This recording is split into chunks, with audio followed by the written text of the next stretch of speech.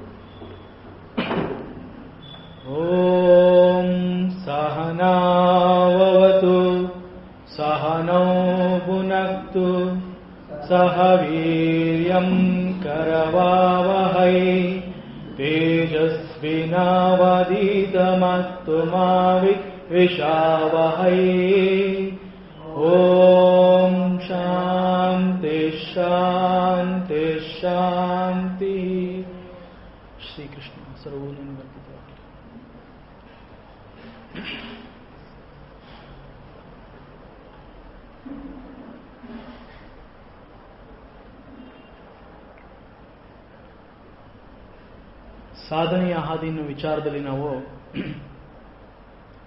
ಇಲ್ಲಿವರೆಗೆ ಒಂದೊಂದೇ ಹೆಜ್ಜೆ ಇಟ್ಕೊಂಡು ಬಂದಿದ್ದೀವಿ. ಭಗವಂತ ನಮಗೆ ಹೇಳಿದಾನೆ, ಮನಸ್ಸು ಅನ್ನೋದು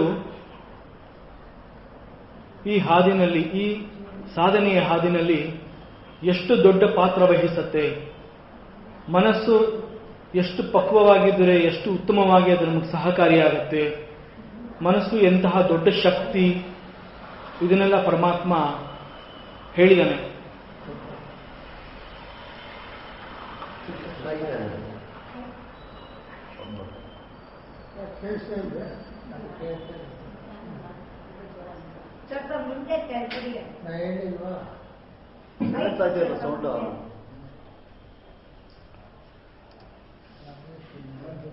ಹಲೋ, ಕೇಳತ್ತಾ?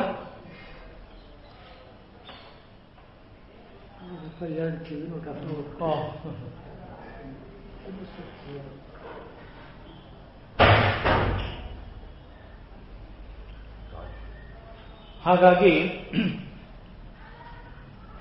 ನಮ್ಮ ಮನಸ್ಸು ಈ ಸಾಧನೆಯ ಹಾದಿನಲ್ಲಿ ಎಷ್ಟು ದೊಡ್ಡ ಪಾತ್ರ ವಹಿಸಿದೆ ಮತ್ತು ಎಷ್ಟು ಸಹಕಾರಿ ಅನ್ನೋದನ್ನ ಪರಮಾತ್ಮ ತಿಳಿಸ್ಕೊಟ್ಟಿದ್ದಾನೆ.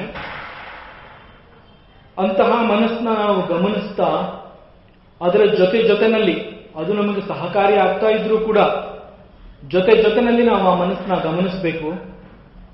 ಸರಿಯಾದ ಸಮಯ ನೋಡಿ ಆ ಮನಸ್ಸಿಗೆ ಒಂದು ಶಿಕ್ಷಣ ಅಂತಂದ್ರೆ ಹೀಗೆ ಇರಬೇಕು ಅನ್ನೋ ಒಂದು ಒಳ್ಳೆಯ ಅಭ್ಯಾಸಗಳನ್ನ ಅದಕ್ಕೆ ತಿಳಿಸ್ಕೊಡ್ತಾ ಅಂತಹ ಪಕ್ವವಾದ ಮನಸ್ಸು, ಶಿಕ್ಷಣ ದೊರೆತ ಮನಸ್ಸು ನಮಗೆ ಸ್ನೇಹಿತನಂತೆ, ಬಂಧುವಿನಂತೆ, ಸಖನಂತೆ ನಮಗೆ ಸದಾ ನಮ್ಮ ಜೊತೆನಲ್ಲೇ ಇರುತ್ತೆ. ದುರ್ಬಲವಾದ ಮನಸ್ಸು ನಮಗೆ ಶತ್ರುವಿನಂತೆ ಕಾಡತ್ತೆ ಅಂತ ಪರಮಾತ್ಮ ಹೇಳ್ತಾನೆ. ಇಂತಹ ಉಪಯುಕ್ತವಾದ ಈ ಒಂದು ಅದ್ಭುತವಾದ ಮನಸ್ಸು ಅನ್ನೋ ಒಂದು ಉಪಕರಣನ ಪರಮಾತ್ಮ ಈ ಸೃಷ್ಟಿಲಿ ಅನೇಕ ಜಂತುಗಳಲ್ಲಿ, ಅನೇಕ ಬೇರೆ ಬೇರೆ ಜೀವಿಗಳಲ್ಲಿ ಮನುಷ್ಯನಿಗೆ ಮಾತ್ರ ಸಿಗೋ ಹಾಗೆ ಮಾಡಿದ್ದಾನೆ. ಅದು ಅವನ ದೊಡ್ಡ ಕರುಣೆ. ಬೇರೆ ಇನ್ಯಾರಿಗೂ ಸಿಗದಂತಹ ಆ ಮನಸ್ಸನ್ನ ಕೇವಲ ಮನುಷ್ಯನಿಗೆ ಮಾತ್ರ ಕೊಟ್ಟಿದ್ದಾನೆ ಅಂತಂದ್ರೆ ಅಲ್ಲಿ ಒಂದು ಉದ್ದೇಶ ಇದೆ. ಅದನ್ನ ನಾವು ತಿಳ್ಕೋಬೇಕು. ಬೇರೆ ಯಾರಿಗೂ ಇಲ್ಲದ್ದು ನಮ್ಮ ಹತ್ರ ಇದೆ ಅಂತಂದ್ರೆ ಅದಕ್ಕೆ ಒಂದು ಮಹತ್ವವಾದ ಒಂದು ಸ್ಥಾನ ಇದೆ, ಅದರಲ್ಲಿ ಒಂದು ವಿಶೇಷತೆ ಇದೆ. ಆ ವಿಶೇಷತೆ ಏನು ಅನ್ನೋದನ್ನ ನಾವು ತಿಳ್ಕೋಬೇಕು. ಇಲ್ಲ ಅಂತಂದ್ರೆ ಪರಮಾತ್ಮ ಕೊಟ್ಟಿರೋ ಆ ಮನಸ್ಸನ್ನ ನಾವು ಅರ್ಥ ಮಾಡ್ಕೊಳ್ದೆ ಹೋದ್ರೆ ನಾವು ಅವನು ಯಾಕೆ ಕೊಟ್ಟಿದ್ದಾನೆ ಅನ್ನೋದನ್ನು ತಿಳ್ಕೊಳ್ಳದೆ ಬಹುಶಃ ನಮ್ಮ ಈ ಒಂದು ಜೀವನನೇ ವೇಸ್ಟ್ ಆಗೋ ಚಾನ್ಸಸ್ ಜಾಸ್ತಿ ಇರುತ್ತೆ. ಹಾಗಾಗಿ ಯಾರಿಗೂ ಇಲ್ಲದ ಈ ಮನಸ್ಸು ಕೇವಲ ಮನುಷ್ಯರಿಗೆ ಮಾತ್ರ ಸಿಗೋ ಹಾಗೆ ಮಾಡಿದ್ದಾನೆ ಅಂತಂದ್ರೆ ಆ ವಿಶೇಷನ ನಾವು ಗುರುತಿಸಬೇಕು.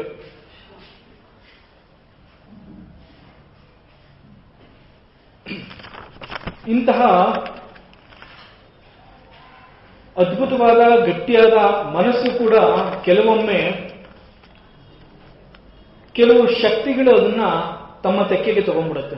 ಇಂತಹ ಒಂದು ಮನಸ್ಸು ನಮ್ಮ ಏಳಿಗೆಗೆ ಸದಾ ನಮ್ಮ ಜೊತೆನಲ್ಲಿದ್ದು ನಮ್ಮ ಬೆಳವಣಿಗೆಯನ್ನ ನಮ್ಮನ್ನ ತೀಡ್ತಾ ಬರ್ತಾ ಇರುವಂತಹ ಈ ಮನಸ್ಸು ಕೂಡ ಕೆಲವೊಮ್ಮೆ ಹತಾಶೆಗೊಳಗಾಗತ್ತೆ. ಯಾಕೆ ಏನು ಅನ್ನೋದು ಗೊತ್ತೇ ಆಗಲ್ಲ. ಇಂತಹ ಮನಸ್ಸನ್ನ ತನ್ನ ತೆಕ್ಕೆಗೆ ತಗೊಳ್ಳುವಂತಹ ಆ ಶಕ್ತಿ ಯಾವುದಾಗರೆ ಸದಾ ನಮ್ಮ ಜೊತೆನಲ್ಲೇ ಇದ್ದು ನಮಗೆ ಗೊತ್ತಾಗದೇ ಇರೋ ಹಾಗೆ ಆ ಮನಸ್ಸು ಕುಸಿಯತ್ತೆ, ನಮ್ಮ ಕೈ ಬಿಡುತ್ತೆ. ಅದು ಯಾವ ಒಂದು ಶಕ್ತಿಯ ಮನಸ್ಸನ್ನ ಆ ತರ ಮಾಡ್ತು ಹಾಗಾರೆ? ಯಾರಿಗೂ ಇಲ್ಲದ ಅದ್ಭುತವಾದ ಉಪಕರಣ ಪರಮಾತ್ಮ ಮನಸ್ಸು ಅನ್ನೋ ರೀತಿಯಲ್ಲಿ ನಮಗೆ ಕೊಟ್ಟಿದ್ದಾನೆ. ಭಗವಂತ ಕೊಟ್ಟಿರೋ ಈ ಅದ್ಭುತವಾದ ಮನಸ್ಸು ಕೂಡ ಕೆಲವೊಮ್ಮೆ ನಮ್ಮ ನಿಯಂತ್ರಣಕ್ಕೆ ಬರದೆ ಕೆಲವು ಬೇರೆ ಶಕ್ತಿಗಳ ಅಧೀನಕ್ಕೆ ಒಳಗಾಗತ್ತೆ. ಬೇರೆ ಶಕ್ತಿಗಳು ಆ ಮನಸ್ಸನ್ನ ಕಂಟ್ರೋಲ್ ಮಾಡುತ್ತೆ ಅಂತಂದ್ರೆ ಯಾವ್ದು ಆ ಶಕ್ತಿಗಳು ಹಾಗಾರೆ? ಅಂತಹ ಶಕ್ತಿಗಳನ್ನ ಗುಣಗಳು ಅಂತ ಕರೀತಾರೆ. ಆ ಗುಣಗಳು ಅನ್ನೋದು ಈ ಒಂದು ಮನಸ್ಸನ್ನ ಕಂಟ್ರೋಲ್ ಮಾಡಿಬಿಡುತ್ತೆ, ತನ್ನ ತೆಕ್ಕೆಗೆ ತಗೊಂಡ್ಬಿಡುತ್ತೆ, ತನ್ನ ಬಿಗಿ ಮುಷ್ಟಿಲಿ ಹಿಡ್ಕೊಂಡ್ಬಿಡುತ್ತೆ. ಅದು ಅವನು ಏನೂ ಮಾಡಕ್ಕಾಗದೇ ಇರುವಂತಹ ಒಂದು ಅಸಹಾಯಕ ಪರಿಸ್ಥಿತಿಗೆ ಅವನನ್ನ ತಳ್ಳತ್ತೆ. ಹಾಗಾದ್ರೆ ಆ ಗುಣಗಳು ನಮ್ಗೆ ಯಾಕೆ ಬೇಕಿತ್ತು? ಬೇಕಾಗಿದ್ದು ಮನಸ್ಸು ಮಾತ್ರ. ಯಾರಿಗೂ ಕೊಡದೇ ಇರುವಂತಹ ಆ ಉಪಕರಣ ಪರಮಾತ್ಮ ನಮಗೆ ಕೊಟ್ಟಿದ್ದಾನೆ. ಹಾಗಾದ್ರೆ ಈ ಗುಣಗಳು ಯಾಕೆ ಕೊಡಬೇಕಾಗಿತ್ತು?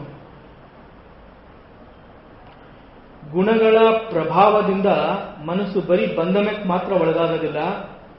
ಆ ಗುಣಗಳ ಪ್ರಭಾವಕ್ಕೆ ಒಳಗಾಗಿ ಮನಸ್ಸು ಅದ್ಭುತವಾಗಿ ಬೆಳವಣಿಗೆನೂ ಮಾಡುತ್ತೆ, ನಮ್ಮನ್ನು ಬೆಳೆಸುತ್ತೆ.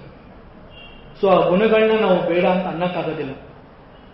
ಆ ಗುಣಗಳು ಪ್ರಕೃತಿಯ ಸೃಷ್ಟಿಯಲ್ಲಿ ಅದರ ಜೊತೆನಲ್ಲೇ ಹುಟ್ಟಿರುವಂತಹದ್ದು ಗುಣಗಳು. ಸೊ ಭಗವಂತ ಸೃಷ್ಟಿಲಿ ಆ ಗುಣಗಳನ್ನ ಸೃಷ್ಟಿ ಮಾಡಿದಾನೆ ಅಂತಂದ್ಮೇಲೆ ಅದು ಕೂಡ ಬೇಕಾಗಿರುವಂತಹದ್ದೇ. ಬೇಡದೆ ಇರೋದನ್ನ ಭಗವಂತ ಸೃಷ್ಟಿಗೆ ಕೈ ಹಾಕ್ತಾ ಇರಲಿಲ್ಲ. ಹಾಗಾಗಿ ಆ ಗುಣಗಳು ಈ ಮನಸ್ಸನ್ನ ಕಂಟ್ರೋಲ್ ಮಾಡುತ್ತೆ ಅಂತ ಹೇಳ್ತಾನೆ. ಈ ಗುಣಗಳಲ್ಲಿ 3 ವಿಧ ಇದೆ. ಸತ್ವಗುಣ, ರಜೋಗುಣ ಮತ್ತು ತಮೋಗುಣ ಅಂತ ಈ ಗುಣಗಳನ್ನ ಗುರುತಿಸ್ತಾರೆ. ಸತ್ವಗುಣ ಅಂತಂದ್ರೆ ಅದು ಒಂದು ಶುದ್ಧವಾದ ಮನಸ್ಸಿನ ಗುಣ. ಅದು ನಿರ್ಮಲವಾಗಿರುತ್ತೆ, ಶುಭ್ರವಾಗಿರುತ್ತೆ, ಅಲ್ಲಿ ಯಾವುದೇ ಒಂದು ದುರ್ಬಲತೆ ಇರೋದಿಲ್ಲ. ಅಂತಹ ಮನಸ್ಸನ್ನ ಸಾತ್ವಿಕ ಮನಸ್ಸು ಅಂತ ಕರೀತಾರೆ. ಅಂತಹ ಮನಸ್ಸು ಪ್ರಾಪಂಚಿಕ ಬಯಕೆಗಳಿಗೆ ಒಳಗಾಗೋದಿಲ್ಲ, ಇಂದ್ರಿಯಗಳ ಹತೋಟಿಗಿನ್ನ ಕಳ್ಕೊಳ್ಳೋದಿಲ್ಲ, ಅದರ ಮೇಲೆ ತನ್ನ ಸಾಮರ್ಥ್ಯನ ಪ್ರದರ್ಶಿಸುತ್ತದೆ, ಇಂದ್ರಿಯಗಳನ್ನ ಕಂಟ್ರೋಲ್ ತಗೊಳುತ್ತೆ. ಅಂಥದ್ದು ಸಾತ್ವಿಕ ಗುಣ. ರಜೋಗುಣ ಅಂತಂದ್ರೆ ಆ ಗುಣಗಳು ಇರತಕ್ಕಂತಹ ಮನಸ್ಸಿನ ಆ ವ್ಯಕ್ತಿ ಲೌಕಿಕವಾಗಿ ಅವನ ಕಣ್ಣಿಗೆ ಬಿದ್ದ ಪ್ರತಿಯೊಂದು ವಸ್ತು ವಿಚಾರಗಳಲ್ಲಿ ವಿಷಯಗಳಲ್ಲಿ ಆಸಕ್ತಿ ಬೆಳೆಸ್ಕೊತಾ ಹೋಗ್ತಾನೆ. ಬರೀ ಆಸಕ್ತಿನ ಬೆಳೆಸ್ಕೊಳ್ಳೋದಿಲ್ಲ, ಅಂತಹ ವಸ್ತು ಅಥವಾ ಅಂತಹ ವಿಚಾರ ನನಗೆ ಬೇಕು ಅಂತ ಆಸೆ ಪಡ್ತಾನೆ. ಯಾಕೆ ಆಸೆ ಪಡ್ತಾ ಇದ್ದೀನಿ ಅನ್ನೋದು ಅವನಿಗೂ ಗೊತ್ತಾಗೋದಿಲ್ಲ, ಆದರೆ ಅದು ಬೇಕು ಅನ್ನೋದು ಅವನ ಮನಸ್ಸಿನಲ್ಲಿ ಬಂದ್ಬಿಡುತ್ತೆ. ಅದನ್ನ ಪಡೆಯೋದಕ್ಕೋಸ್ಕರ ಅವನು ಯಾವ ಕೆಲಸ ಮಾಡಕ್ಕೂ ರೆಡಿ ಆಗೋಗ್ತಾನೆ. ತನ್ನ ದೇಹ ಮನಸ್ಸನ್ನ ಅದನ್ನ ಪಡ್ಕೊಳ್ಳೋದಕ್ಕೋಸ್ಕರ ಉತ್ತೇಜಿಸ್ತಾನೆ ಮತ್ತು ಅದನ್ನ ಪಡ್ಕೊಳ್ಳೋದ್ರಲ್ಲಿ ಯಶಸ್ವಿ ಆಗ್ತಾನೆ. ಯಶಸ್ವಿಯಾಗಿ ಪಡೆದುಕೊಂಡಂತಹ ವಸ್ತುಗಳಲ್ಲಿ ಅದೇ ನಾನು ಅನ್ನೋ ರೀತಿಯಲ್ಲಿ ಅದಕ್ಕೆ ಅಂಟುಕೋತಾನೆ. ಅದು ಬಿಟ್ಟು ನಾನು ಇರಕ್ಕಾಗೋದಿಲ್ಲ ಅನ್ನೋ ರೀತಿಯಲ್ಲಿ. ಇದು ರಜೋಗುಣದ ವಿಶೇಷತೆ. ತಮೋಗುಣ ಯಾವ ವಿಚಾರದಲ್ಲೂ ಆಸಕ್ತಿ ತೋರಿಸೋದಿಲ್ಲ, ಅಲ್ಲಿ ಅಜ್ಞಾನ ಜಾಸ್ತಿ ಇರುತ್ತೆ. ಅಜ್ಞಾನ ಇದ್ದಾಗ ಅಲ್ಲಿ ಉತ್ಸಾಹ ಇರೋದಿಲ್ಲ. ಉತ್ಸಾಹ ಇಲ್ಲದೆ ಹೋದಾಗ ಇಂಥದ್ದು ಬೇಕು ಇಂಥದ್ದು ಬೇಡ ಅಂತ ನಿರ್ಧಾರ ಮಾಡೋ ಶಕ್ತಿನೇ ಅಲ್ಲಿ ಇರೋದಿಲ್ಲ. ಹಾಗಾಗಿ ಒಂದು ಕಡೆ ಒಂದು ಮೂಲೆಯಲ್ಲಿ ಜಡದಂತೆ ಇರುತ್ತೆ. ಅದು ಯಾವ ರೀತಿಯಾದ ಒಂದು ಚಟುವಟಿಕೆನೂ ಇಲ್ಲದೆ ಇರುವಂತಹದ್ದು ತಮೋಗುಣದ ವಿಶೇಷತೆ.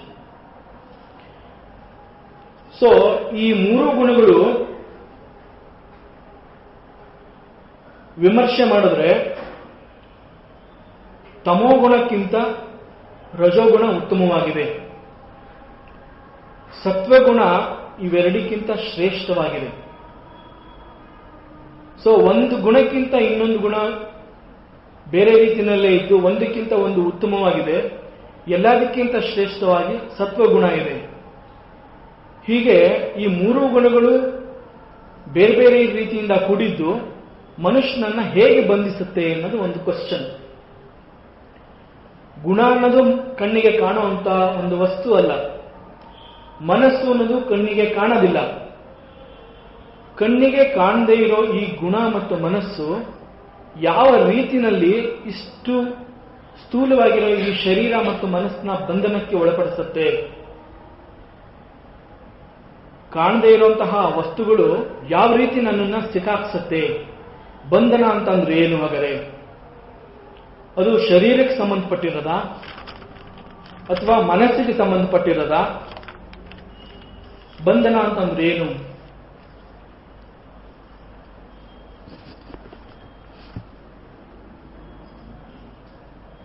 ಭಗವಾನ್ ಶಂಕರಾಚಾರ್ಯರು ಅನೇಕ ಪ್ರಕರಣ ಗ್ರಂಥಗಳನ್ನ ರಚಿಸಿದ್ದಾರೆ. ಅದರಲ್ಲಿ ವಿವೇಕ ಚೂಡಾಮಣಿ ಅನ್ನೋದು ಆ ಹೆಸರಿಗೆ ತಕ್ಕಂತೆ ತುಂಬಾ ಶ್ರೇಷ್ಠವಾದ ಪ್ರಕರಣ ಗ್ರಂಥ. ಆ ವಿವೇಕ ಚೂಡಾಮಣಿ ಆ ಗ್ರಂಥದಲ್ಲಿ ಸರಿಸುಮಾರು 581 ಶ್ಲೋಕಗಳಿವೆ. ಒಂದಕ್ಕಿಂತ ಒಂದು ಶ್ಲೋಕ ನಮ್ಮನ್ನ ತುಂಬಾ ಎತ್ತರಕ್ಕೆ ಕರ್ಕೊಂಡು ಹೋಗುತ್ತೆ. ಅಷ್ಟು ಅದ್ಭುತವಾದ ಗ್ರಂಥ ಅದು. 581 ಶ್ಲೋಕಗಳಿಂದ ಕೂಡಿದೆ. ಆ ಶ್ಲೋಕದಲ್ಲಿ ಮೊದಲನೇ ಶ್ಲೋಕನೇ ಮನುಷ್ಯನ ಜನ್ಮ ಎಷ್ಟು ವಿಶೇಷತೆ ಅನ್ನೋದನ್ನ ಹೇಳ್ತಾರೆ ಅವರು. ಎಲ್ರಿಗೂ ಸಿಗುವಂತಹದ್ದಲ್ಲ. ಎಷ್ಟೋ ಲಕ್ಷ ಲಕ್ಷ ಜನ್ಮಗಳನ್ನ ದಾಟಿ ಆಮೇಲೆ ನಾವು ಮನುಷ್ಯ ಜನ್ಮ ತಗೊಂಡಿದ್ದೀವಿ. ಅಷ್ಟು ಈಸಿಯಾಗಿ ನಾವು ಪಡ್ಕೊಂಡಿಲ್ಲ. ನಾವು ಹಿಂದೆ ಏನೋ ಉತ್ತಮವಾದ ಕೆಲಸಗಳನ್ನ ಮಾಡಿ ಈ ಮನುಷ್ಯ ಜನ್ಮ ತಗೊಂಡಿದ್ದೀವಿ. ಇಲ್ಲಿ ತಗೊಂಡ ಮೇಲೆ ಇಲ್ಲಿ ಉತ್ತಮವಾದ ಕೆಲಸನ ನಾವು ಮಾಡಬೇಕು. ಇಲ್ಲ ಅಂತಂದ್ರೆ ಈ ಮನುಷ್ಯ ಜನ್ಮ ತಗೊಂಡಿದ್ದೇ ಸಾರ್ಥಕ ಅಲ್ಲ. ಜಂತು ನರ ಜನ್ಮ ದುರ್ಲಭಂ ಅಂತ ತಮ್ಮ ಮೊದಲನೇ ಶ್ಲೋಕದಲ್ಲೇ ಇದನ್ನು ಹೇಳಿದ್ದಾರೆ. ಹಾಗೆ ಆ ಗ್ರಂಥದ 50ನೇ ಶ್ಲೋಕದಲ್ಲಿ ಶಿಷ್ಯ ತನ್ನ ಗುರುನ ಕೇಳ್ತಾನೆ, ಬಂಧನ ಅಂತಂದ್ರೆ ಏನು ಅಂತ. ಅವನು ಕೇಳೋ ಆ ಕ್ವಶನ್ಗೆ ಇಡೀ ಗ್ರಂಥ ಉತ್ತರ ಆಗುತ್ತೆ. ಆ ಒಂದು ಶ್ಲೋಕದಲ್ಲಿ ಶಿಷ್ಯ ತನ್ನ ಗುರುನ್ ಕೇಳ್ತಾನೆ, ಬಂಧನ ಅಂತಂದ್ರೆ ಏನು ಅಂತ. ಗುರುಗೆ ಶಿಷ್ಯ ಎಷ್ಟು ಅದ್ಭುತವಾದ ಒಂದು ಪ್ರಶ್ನೆ ಮಾಡಿದಾನೆ. ಇವನು ಇಂತಹ ಪ್ರಶ್ನೆ ಮಾಡದೆ ಹೋಗಿದ್ದಿದ್ರೆ ಇಷ್ಟು ಅದ್ಭುತವಾದ ಗ್ರಂಥ ಈಚೆ ಬರ್ತಾ ಇರಲಿಲ್ಲ. ಗುರು ತನ್ನ ಶಿಷ್ಯನ ಮೇಲೆ ಅಷ್ಟು ಒಂದು ವಿಶ್ವಾಸ ಇಟ್ಟಿರ್ತಾನೆ. ಶಿಷ್ಯನಿಗೂ ಗುರು ಮೇಲೆ ಅಷ್ಟೇ ಭಕ್ತಿ ಇರುತ್ತೆ. ಇಲ್ಲಿ ಗುರು ಶಿಷ್ಯರ ಸಂಬಂಧನ ಗಮನಿಸಬೇಕು ನಾವು. ಆ 50ನೇ ಶ್ಲೋಕದಲ್ಲಿ ಶಿಷ್ಯ ಕೇಳ್ತಾನೆ, ಕೋ ನಾಮ ಬಂಧಃ ಕಥಮೇಷ ಆಗತಃ ಕಥಂ ಪ್ರತಿಷ್ಠಾಸ್ಯ ಕಥಂ ವಿಮೋಕ್ಷಃ. ಇದು ಶ್ಲೋಕದ ಅರ್ಧ ಭಾಗ ಮಾತ್ರ. ಇಲ್ಲಿ ಶಿಷ್ಯ ಕೇಳ್ತಾನೆ, ಕೋ ನಾಮ ಬಂಧಃ, ಬಂಧನ ಅಂತಂದ್ರೆ ಏನು? ಕಥಮೇಷ ಆಗತಃ, ಅದು ಯಾತಕ್ಕೋಸ್ಕರ ಬಂದಿದೆ? ಆ ಬಂಧನ ಅನ್ನೋದು ಯಾತಕ್ಕೆ ಬಂದಿದೆ? ಕಥಂ ಪ್ರತಿಷ್ಠಾಸ್ಯ, ಅದು ಯಾಕೆ ಬಂದಿದ್ದು ಇಲ್ಲೇ ಉಳ್ಕೊಂಡ್ಬಿಟ್ಟಿದೆಯಲ್ಲ? ಕಥಂ ವಿಮೋಕ್ಷಃ, ಹಾಗಾದ್ರೆ ಇದ್ರ ಬಿಡುಗಡೆ ಯಾವಾಗ? ಈ ಶ್ಲೋಕದ ಅರ್ಧ ಭಾಗದಲ್ಲಿ 4 ಕ್ವಶನ್ಸ್ಗಳನ್ನ ಕೇಳ್ತಾನೆ. ಬಂಧನ ಅಂತಂದ್ರೆ ಏನು, ಅದು ಎಲ್ಲಿಂದ ಬಂತು, ಮತ್ತು ಇಲ್ಲೇ ಯಾಕಿದೆ, ಇದರಿಂದ ಬಿಡುಗಡೆ ಯಾವಾಗ? ಈ 4 ಕ್ವಶನ್ಸ್ನ ಕೇಳ್ತಾನೆ.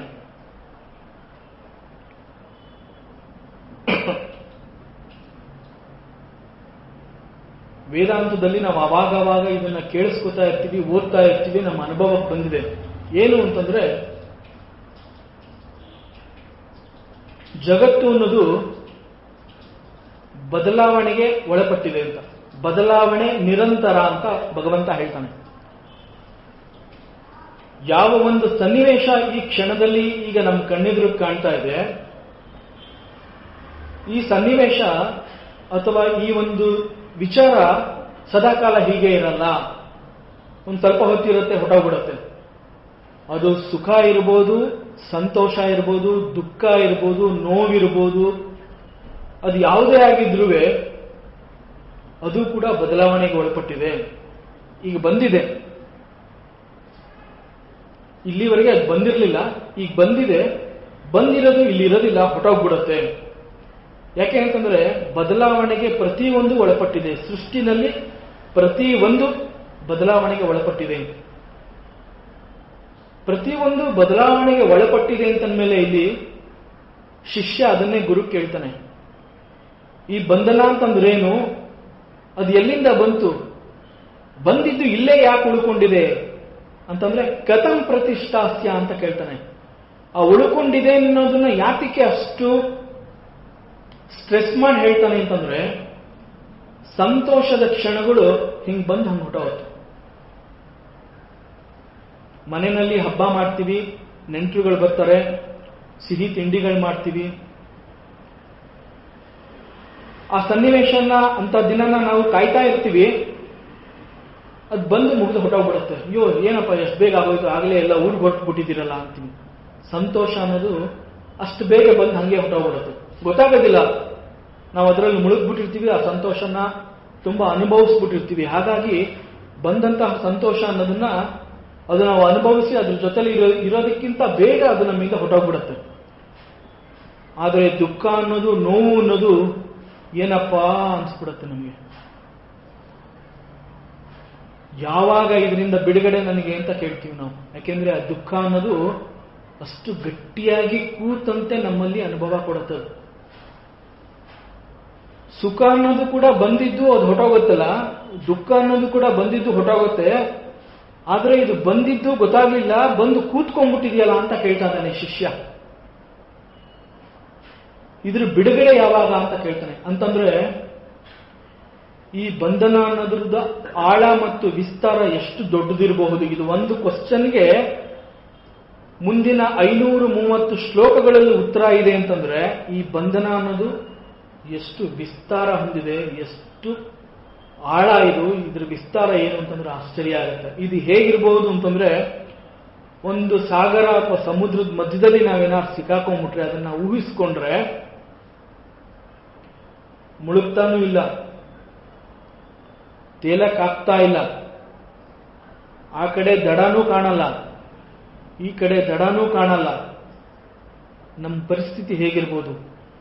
ಬಂಧನ ಅನ್ನೋದು ಆ ರೀತಿ ನಮ್ಮನ್ನ ನಿಸ್ಸಹಾಯಕನನ್ನ ಮಾಡುತ್ತೆ. ಆ ಕ್ವಶನ್ ಅನ್ನ ಶಿಷ್ಯ ಕೇಳ್ತಾನೆ. ಸೊ ಬಂಧನ ಅಂತಂದ್ರೆ ಅದು ಆ ರೀತಿ ನಮ್ಮನ್ನ ನಿಷ್ಪ್ರಯೋಜಕ ನೀನು ಅನ್ನೋ ರೀತಿನಲ್ಲಿ ನಮ್ಮನ್ನ ತಳ್ಳಿಬಿಡುತ್ತೆ. ಇದೇ ಶ್ಲೋಕದಲ್ಲಿ ಮುಂದೆ ಶಿಷ್ಯ ಕೇಳ್ತಾನೆ, ಕೋಸಾವನಾತ್ಮ ಪರಮಾಕ ಆತ್ಮ ತಯೋರ್ವಿವೇಕ ಕಥಮೇತದುಚ್ಯತಾಂ.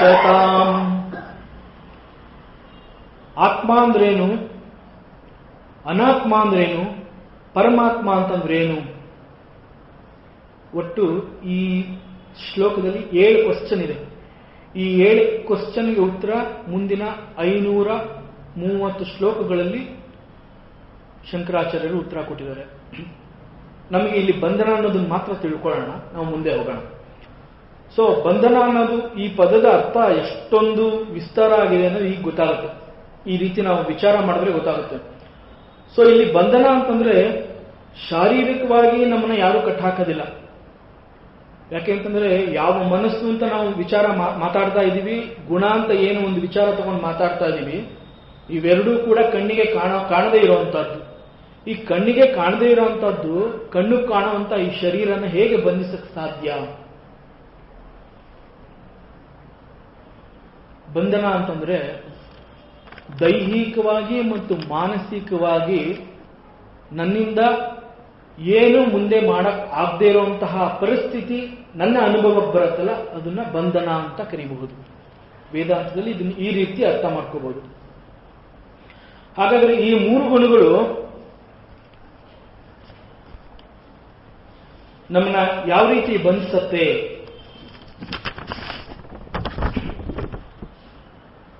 ಗುಣತ್ರಯ ವಿಭಾಗ ಯೋಗದ 14ನೇ ಅಧ್ಯಾಯ ಭಗವದ್ಗೀತೆದಿದು. ಇದರಲ್ಲಿ ಮುಂದಿನ ಶ್ಲೋಕ ಈ ತರ ಇದೆ, ಹೇಳೋಣ. ತತ್ರ ಸತ್ವಂ ನಿರ್ಮಲತ್ವಾತ್, ಹೇಳಿ. ತತ್ರ ಸತ್ವಂ ನಿರ್ಮಲತ್ವಾತ್ ಪ್ರಕಾಶಕಮನಾಮಯಂ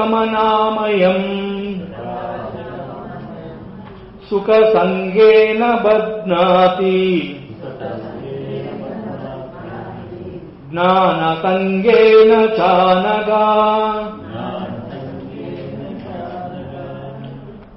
ತತ್ರ ಸತ್ವಂ ನಿರ್ಮಲತ್ವಾತ್ ಪ್ರಕಾಶಕಮನಾಮಯಂ ಸುಖ ಸಂಗೇನ ಬಧ್ನಾತಿ ಜ್ಞಾನ ಸಂಗೇನ ಚಾನಗ.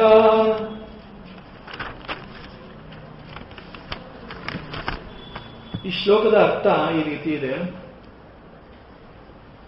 ತತ್ರ ಸತ್ವಂ ಅಂತಂದ್ರೆ ಈ 3 ಗುಣಗಳಲ್ಲಿ ಸತ್ವಗುಣ ಅನ್ನೋದು ಅತಿ ನಿರ್ಮಲವಾಗಿರುತ್ತೆ. ಅದು ಬೆಳಕನ್ನು ಚೆಲ್ಲುವಂತಹದ್ದು, ಬೆಳಕು ಜ್ಞಾನದ ಸಂಕೇತ. ಅಲ್ಲಿ ಯಾವ ದೋಷನೂ ಇಲ್ಲದೆ ಇರುವಂತಹದ್ದು.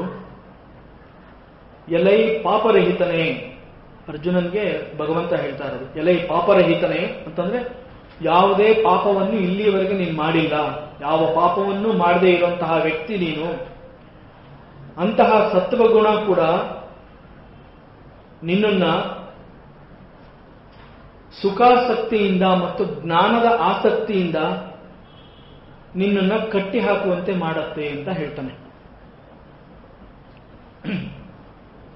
ಏನ್ ಹಂಗಂದ್ರೆ ಅರ್ಥ?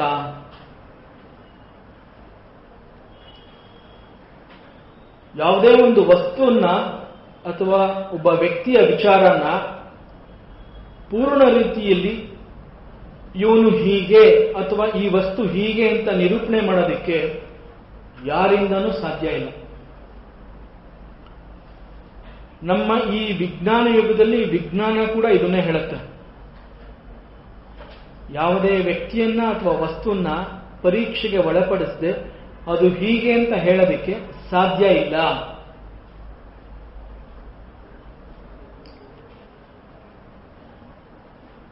ಆದರೂ ಮನುಷ್ಯನ ಮನಸ್ಸು ಒಂದು ವಸ್ತು ನೋಡಿದಾಗ ಅಥವಾ ಮತ್ತೊಬ್ಬ ವ್ಯಕ್ತಿಯನ್ನು ನೋಡಿದಾಗ ಆ ವಸ್ತು ಏನ್ ಮಾಡ್ತಾ ಇದೆ ಅಥವಾ ಆ ವ್ಯಕ್ತಿ ಈಗ ಏನ್ ಮಾಡ್ದ ಅನ್ನೋದನ್ನ ಗಮನಿಸ್ತಾನೆ. ಮನುಷ್ಯನ ಮನಸ್ಸು ಸದಾಕಾಲ ಚಟುವಟಿಕೆಯಿಂದ ಕೂಡಿರುತ್ತೆ ಅನ್ನೋದಕ್ಕೆ ನಮಗೆ ಗೊತ್ತೋ ಗೊತ್ತಿಲ್ಲದೆ ಮಾಡುವಂತಹ ಒಂದು ಕ್ರಿಯೆ ಇದು. ನಾವು ಒಬ್ಬ ವ್ಯಕ್ತಿನ ನೋಡಿದಾಗ ಅವನು ಯಾವ ರೀತಿ ಪ್ರತಿಕ್ರಿಯೆ ಮಾಡ್ತಾ ಇದ್ದಾನೆ ಪ್ರಪಂಚದಲ್ಲಿ, ಈ ಲೋಕದಲ್ಲಿ ಅವನು ಹೇಗಿದ್ದಾನೆ, ಮಾತುಕತೆ ಆಡಿಸಿದಾಗ ಅವನು ಯಾವ ತರ ರಿಯಾಕ್ಟ್ ಮಾಡ್ತಾನೆ, ಅವನ ಆ ನಡವಳಿಕೆಗಳಿಂದ ಅವನು ಹೀಗಿರಬಹುದು ಅನ್ನೋ ಒಂದು ಮಟ್ಟಕ್ಕೆ ನಾವು ಬರಬಹುದು. ಆದರೂ ಅವನು ಹೀಗೆ ಅಂತ ಹೇಳಕ್ ಸಾಧ್ಯ ಇಲ್ಲ.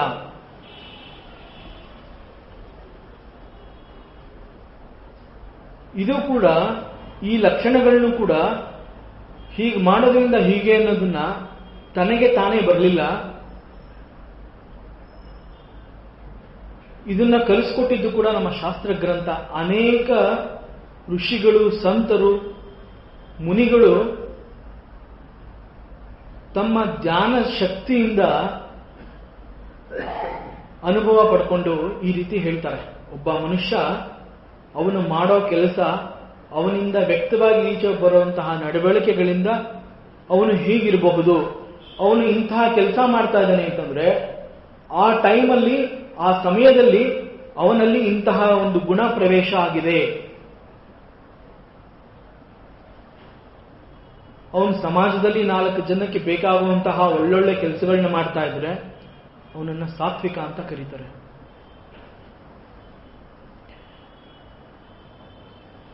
ಅವನು ನೂರಾರು ಫ್ಯಾಕ್ಟ್ರಿಗಳು, ಚೆನ್ನಾಗಿ ಸಂಪಾದನೆ ಮಾಡಿಕೊಂಡು, ತಕ್ಕ ಮಟ್ಟಿಗೆ ಒಳ್ಳೆ ಹೆಸರು ತಗೊಂಡು, ಸದಾಕಾಲ ಕೆಲಸದಲ್ಲೇ ನಿರತನಾಗಿದ್ರೆ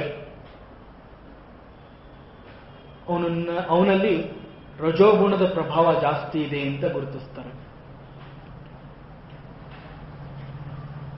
ಯಾವುದೇ ಸಮಯದಲ್ಲೂ ಕೂಡ ಒಂದು ಮೂಲೆಯಲ್ಲಿ ಒಬ್ಬ ವ್ಯಕ್ತಿ ಕೂತಿದ್ರೆ ಏನು ಮಾಡದೆ, ಊಟನೂ ಕೇಳೋದಿಲ್ಲ, ಯಾರು ತಂದು ಕೊಟ್ರೆ ಮಾಡ್ತಾನೆ, ಅಂತಹ ವ್ಯಕ್ತಿ ನೋಡಿದಾಗ ಅವನಲ್ಲಿ ತಮೋ ಗುಣದ ಪ್ರಭಾವ ಜಾಸ್ತಿ ಇದೆ.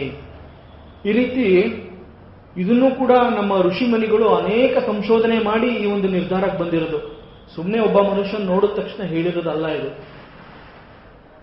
ನಮ್ಮ ಈಗಿನ ವಿಜ್ಞಾನ ಯುಗದಲ್ಲಿ ಸೈಂಟಿಸ್ಟ್ಸ್ ಹೇಗೆ ರಿಸರ್ಚ್ ಮಾಡ್ತಾರೆ, ಹಾಗೆ ನಮ್ಮ ಋಷಿಮುನಿಗಳು ಕೂಡ ಈ ಮನಸ್ಸನ್ನ ಸಂಶೋಧನೆ ಮಾಡಿದ್ದಾರೆ.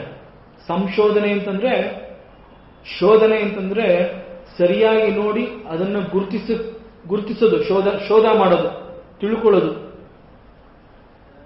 ಸೊ ಅಂತಹ ಸಂಶೋಧನೆಯನ್ನ ತಮ್ಮ ತಪಶಕ್ತಿಯಿಂದ ಅವರು ಕಂಡುಕೊಂಡಿರೋ ಒಂದು ಸತ್ಯ ಇದು.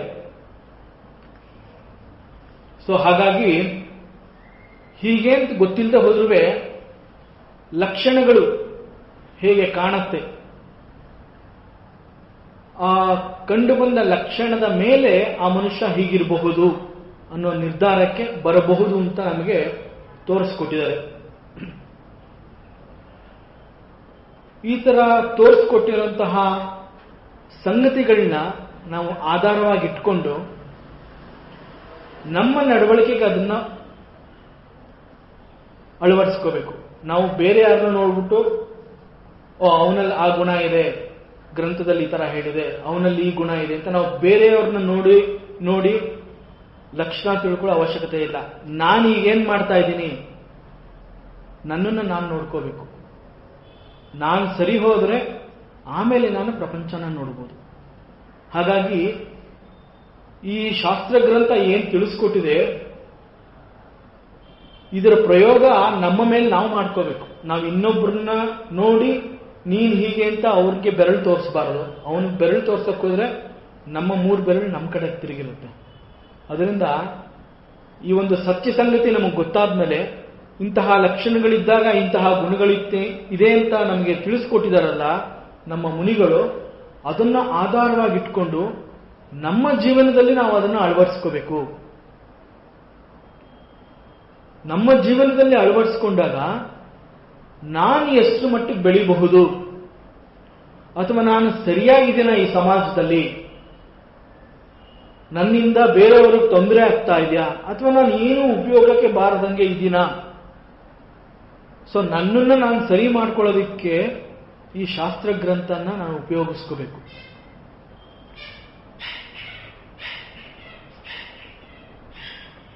ತತ್ರ ಸತ್ವಂ ನಿರ್ಮಲತ್ವ ಅಂತಂದ್ರೆ, ಸತ್ವಗುಣವು ನಿರ್ಮಲವಾದ ಗುಣ. ನಿರ್ಮಲ ಅಂತಂದ್ರೆ ಯಾವುದೇ ದೋಷ ಇಲ್ಲದೆ ಇರುವಂತಹದ್ದು. ಮಲ ಅಂತಂದ್ರೆ ಒಂದು ಕೊಳಕು, ಒಂದು ಕೊಳಕನ್ನ ಮಲ ಅಂತ ಕರೀತಾರೆ. ಸೊ ನಿರ್ಮಲ ಅಂತಂದ್ರೆ ಕೊಳಕು ಇಲ್ಲದೆ ಇರುವಂತಹದ್ದು. ಸೊ ಈ ಸತ್ವಗುಣ ಅನ್ನೋದು ದೋಷರಹಿತವಾದದ್ದು, ಮಲರಹಿತವಾದದ್ದು. ಅಲ್ಲಿ ಯಾವುದೇ ದೋಷ ಇಲ್ಲ, ಯಾವುದೇ ಕೊಳಕಿಲ್ಲ, ಸದಾ ಜ್ಞಾನದಿಂದ ತುಂಬಿರುತ್ತೆ, ಸದಾ ಬೆಳಕನ್ನ ಪ್ರತಿನಿಧಿಸುತ್ತೆ. ಬೆಳಕು ಜ್ಞಾನದ ಸಂಕೇತ. ಶುಭ್ರವಾಗಿರುತ್ತೆ, ನಿರ್ಮಲವಾಗಿರುತ್ತೆ, ತಿಳಿಯಾಗಿರುತ್ತೆ. ಸೊ ಇಂತಹ ಶುದ್ಧವಾದ ಮನಸ್ಸು ನಮ್ಮ ಬುದ್ಧಿ ನಮಗೆ ಹೇಳ್ಕೊಟ್ಟಿದ್ದನ್ನ ಇಮ್ಮಿಡಿಯೇಟ್ ಗ್ರಹಿಸೋ ಶಕ್ತಿ ಅವಾಗ ಆ ನಿರ್ಮಲವಾದ ಮನಸ್ಸಿಗಿರುತ್ತೆ. ಹಾಗಾಗಿ ಮನಸ್ಸು ನಿರ್ಮಲವಾಗಿದ್ದಾಗ ನಾವು ಒಳ್ಳೆ ನಿರ್ಧಾರ ತಗೋಬಹುದು. ಇಲ್ಲಿ ಮನಸ್ಸು ಯಾವುದು ಹಾಗಾದ್ರೆ, ನನ್ನಲ್ಲಿ ಮನಸ್ಸು ಯಾವುದು, ಬುದ್ಧಿ ಯಾವುದು, ನಾನು ಯಾರು ಹಾಗಾದ್ರೆ? ಈಗ ನಿರ್ಮಲವಾದ ಮನಸ್ಸು ನನ್ನಲ್ಲಿ ಇದೆ. ಈ ಟೈಮಲ್ಲಿ ನಾನು ಸರಿಯಾದ ಬುದ್ಧಿ ಹೇಳಬೇಕು ಅಂತಂದ್ರೆ ನಾನು ಯಾರು, ನನ್ನ ಬುದ್ಧಿ ಯಾವುದು, ಮನಸ್ಸು ಯಾವುದು? ಯಾವುದು ಬೇರೆ ಬೇರೆ ಅಲ್ಲ, ಎಲ್ಲ ನಾನೇ. ಮೂರನ್ನು ತಿಳ್ಕೊಳ್ಳೋ ಶಕ್ತಿ ನನಗೆ ಬರ್ತಾ ಇದೆ. ಈಗ ನಾನು ಇಲ್ಲಿದ್ದೀನಿ ಅನ್ನೋದು ನನಗೆ ಗೊತ್ತಾಗಿದೆ, ನನ್ನಲ್ಲಿ ಯಾವ ದೋಷ ಇಲ್ಲ, ನನ್ನ ಮನಸ್ಸಿನಲ್ಲಿ ತಳಮಳ ಇಲ್ಲ, ನನ್ನ ಮನಸ್ಸು ಶುಭ್ರವಾಗಿದೆ, ನಾನು ಪ್ರಪಂಚ ನೋಡಿದಾಗ, ಬೇರೆ ಜನಗಳನ್ನ ನೋಡಿದಾಗ ಯಾವ ಭಾವನೆಗಳನ್ನು ವ್ಯಕ್ತಪಡಿಸದೆ ಲೋಕ ಹೇಗಿದೆ, ಜನ ಹೇಗಿದ್ದಾರೆ ಅವ್ರನ್ನ ಹಾಗೆ ಸ್ವೀಕಾರ ಮಾಡಿದ್ದೀನಿ ಅನ್ನೋದು ನನ್ನ ಅನುಭವಕ್ಕೆ ಬಂದರೆ ನನ್ನ ಮನಸ್ಸು ತಿಳಿಯಾಗಿದೆ ಅಂತ ನನ್ನಲ್ಲಿರೋ ಬುದ್ಧಿಗೆ ಗೊತ್ತಾಗುತ್ತೆ.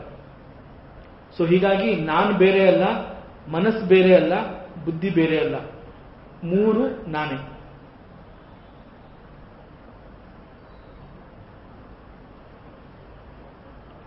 ಸೊ ಹೀಗಾಗಿ ಯಾವ ಕ್ಷಣದಲ್ಲಿ ನನ್ನ ಅನುಭವಕ್ಕೆ ನನ್ನ ಮನಸ್ಸು ತಿಳಿಯಾಗಿದೆ, ನನ್ನ ಮನಸ್ಸು ಶುಭ್ರವಾಗಿದೆ, ನನ್ನಲ್ಲಿ ದೋಷ ಇಲ್ಲ, ನನಗೆ ಆಸೆ ಗುರುಕುತನ ಇಲ್ಲ, ಇಂತಹದ್ದ ಬೇಕು ಅನ್ನೋ ಹಂಬಲ ಇಲ್ಲ,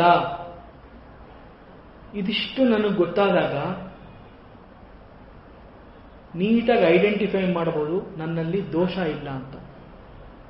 ಸೊ ದೋಷ ಇಲ್ಲ ಅನ್ನೋದು ನನಗೆ ಗೊತ್ತಾದಾಗ, ಮನಸ್ಸಿಗಿಂತ ಬುದ್ಧಿ ದೊಡ್ಡದಾಗಿದೆ ಅನ್ನೋದು ಅರ್ಥ ಆದಾಗ, ಈ ಬುದ್ಧಿನ ಉಪಯೋಗಿಸ್ಕೊಂಡು ಇಂತಹ ಒಂದು ಒಳ್ಳೆ ಕೆಲಸ ಮಾಡುವಂತ ಮನಸ್ಸಿಗೆ ಶಿಕ್ಷಣ ಕೊಡಬೇಕು. ಅಂತಹ ಟೈಮಲ್ಲಿ ನಮ್ಮದೇ ಬುದ್ಧಿ ಇಂತಹ ಒಳ್ಳೆ ಕೆಲಸ ಮಾಡು, ಇಂತಹ ಮಾರ್ಗದಲ್ಲಿ ನೀನು ಹೋಗು ಅಂತ ಹೇಳಿದಾಗ ಮನಸ್ಸು ಚಕ್ ಅಂತ ಅದನ್ನ ಹಿಡ್ಕೊಳ್ಳುತ್ತೆ.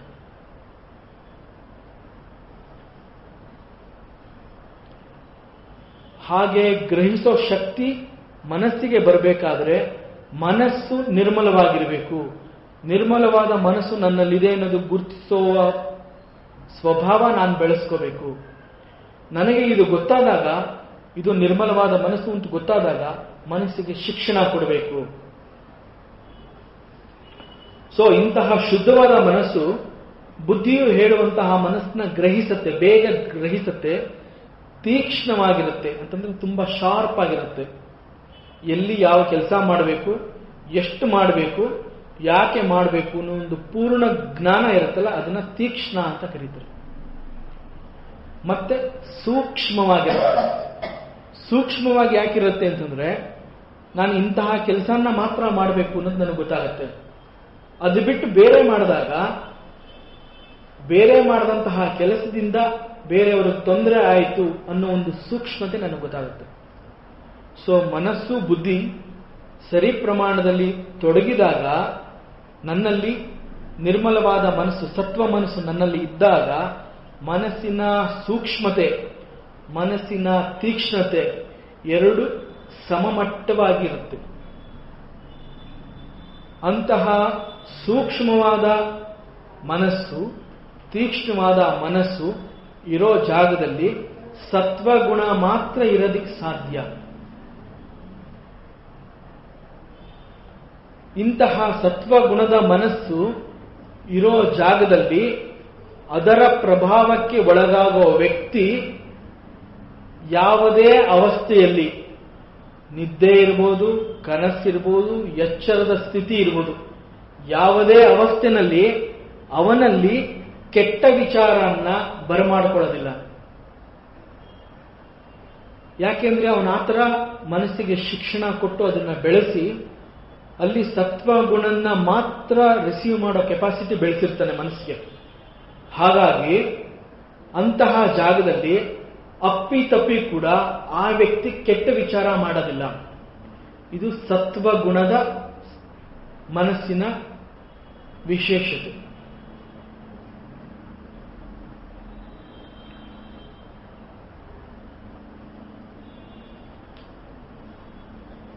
ಇಂತಹ ಸತ್ವವಾದ ಮನಸ್ಸಿನ, ಸತ್ವಗುಣದ ಮನಸ್ಸಿನ ಇರೋ ಜಾಗದಲ್ಲಿ ರಜೋಗುಣದ ತಳಮಳ ಇರಲ್ಲ. ರಜೋಗುಣದಲ್ಲಿ ಮನಸ್ಸು ಸದಾ ರೆಸ್ಟ್ಲೆಸ್ ಆಗಿರುತ್ತೆ. ಅಲ್ಲಿ ಹೋಗ್ಬೇಕು, ಇದ್ ಮಾಡಬೇಕು, ಅದ್ ಮಾಡಬೇಕು, ಅದ್ ತರಬೇಕು, ಹೀಗೆ ರೆಸ್ಟ್ಲೆಸ್ ಆಗಿರುತ್ತದೆ. ಸತ್ವಗುಣದ ಮನಸ್ಸು ಇರೋ ಜಾಗದಲ್ಲಿ ರಜೋಗುಣದ ಈ ಒಂದು ತಳಮಳ ಇರೋದಿಲ್ಲ. ಮತ್ತು ತಮೋಗುಣದ ಜಾಡ್ಯತೆ ಇರೋದಿಲ್ಲ. ಸತ್ವಗುಣ ಇರೋ ಜಾಗದಲ್ಲಿ ರಜೋಗುಣದ ತಳಮಳ ಇರೋದಿಲ್ಲ, ಮತ್ತು ತಮೋ ಗುಣದ ಏನು ಬೇಡಪ್ಪ ಅಂತ ಉತ್ಸಾಹನೇ ಇರೋದಿಲ್ವಲ್ಲ, ಅದು ಕೂಡ ಇರಲ್ಲ. ಅವೆರಡೂ ಇಲ್ಲದ ಜಾಗದಲ್ಲಿ ಕೇವಲ ಸತ್ವಗುಣ ಆನಂದವಾಗಿ ಜ್ಞಾನದಿಂದ ತುಂಬಿರುತ್ತೆ. ಅಂತಹ ಜ್ಞಾನದಿಂದ ಸದಾಕಾಲ ಒಳ್ಳೆಯ ವಿಚಾರಣೆ ಮಾಡ್ತಾ ಇರೋ ಆ ಸತ್ವಗುಣದ ಮನಸ್ಸಿನ ವ್ಯಕ್ತಿ ಅಪ್ಪಿ ತಪ್ಪಿ ಕೂಡ ಕೆಟ್ಟ ವಿಚಾರಗಳನ್ನ ಮಾಡಕ್ ಸಾಧ್ಯ ಇಲ್ಲ.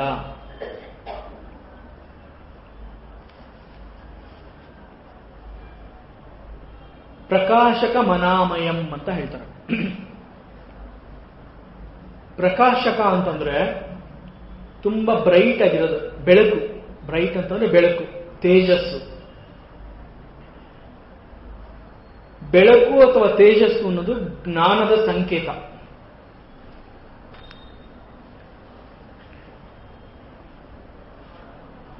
ಜ್ಞಾನಮಯ ಅಂತಂದ್ರೆ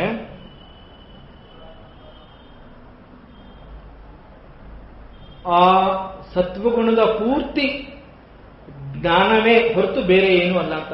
ಜ್ಞಾನಮಯ ಅಂತಂದ್ರೆ ಫುಲ್ ಜ್ಞಾನ ಅಂತ, ಪೂರ್ತಿ ಅದೇ ಅಂತ. ಮಯ ಅಂತಂದ್ರೆ ಫುಲ್, ಪೂರ್ತಿ ಆವರಿಸ್ಕೊಳ್ಳೋದನ್ನ ಮಯ ಅಂತ ಕರಿತೀವಿ. ಈಗ ಯಾರು ತುಂಬಾ ಒಡವೆ ಹಾಕೊಂಡಿರ್ತಾರೆ, ಮೈ ತುಂಬಾ ಒಡವೆ ಹಾಕೊಂಡಿರ್ತಾರೆ, ಅವ್ರನ್ನ ನೋಡ್ಬಿಟ್ಟು ಚಿನ್ನದ ಮಯ ಅಂತೀವಲ್ಲ, ಅದು ಮಯ ಅಂತಂದ್ರೆ ಪೂರ್ತಿ ಅದೇ ಆಗಿರುವಂತಹದ್ದು.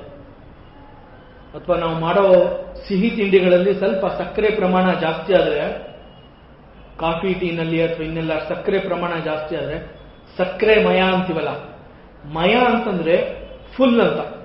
ಸೊ ಇಲ್ಲಿ ಪ್ರಕಾಶಕ ಮನಾಮಯಂ ಅಂತಂದ್ರೆ, ಪ್ರಕಾಶಕ ಅಂತಂದ್ರೆ ಬೆಳಕು. ಸತ್ವಗುಣ ಇರೋ ಜಾಗದಲ್ಲಿ ಆ ಜ್ಞಾನನ್ನ ಬಿಟ್ಟು ಬೇರೆ ಅಂತಂದ್ರೆ ಬೇರೆ ಏನು ಇರಕ್ ಸಾಧ್ಯವೇ ಇಲ್ಲ. ಪೂರ್ತಿ ಪ್ರಕಾಶಕಮಯಂ, ಬೇರೆ ಏನೂ ಇಲ್ಲ.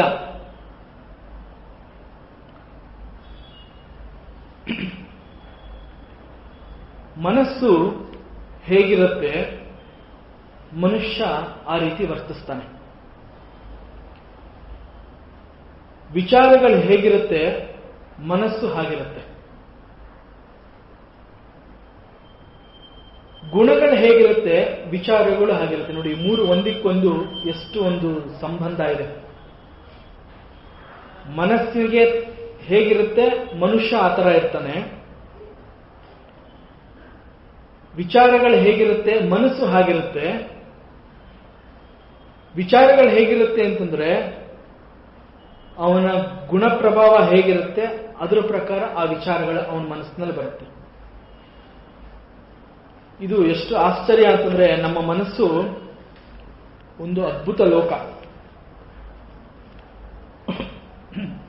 ಮನಸ್ಸು ಅನ್ನೋದೇ ಒಂದು ಪ್ರಪಂಚ ಅಂತ ಹೇಳ್ಬೋದು. ಇಂತಹ ಅದ್ಭುತ ಲೋಕದಲ್ಲಿ ಸತ್ವಗುಣದ ಪ್ರಭಾವದಿಂದ ಮನಸ್ಸು ಶುದ್ಧವಾಗಿರುತ್ತೆ. ಶುದ್ಧವಾದ ಮನಸ್ಸಿನ ಜಾಗದಲ್ಲಿ ಶ್ರೇಷ್ಠವಾದ ವಿಚಾರಗಳ ಹೊರತು ಬೇರೆ ಏನು ನಡೆಯಕ್ಕೆ ಸಾಧ್ಯ ಇಲ್ಲ.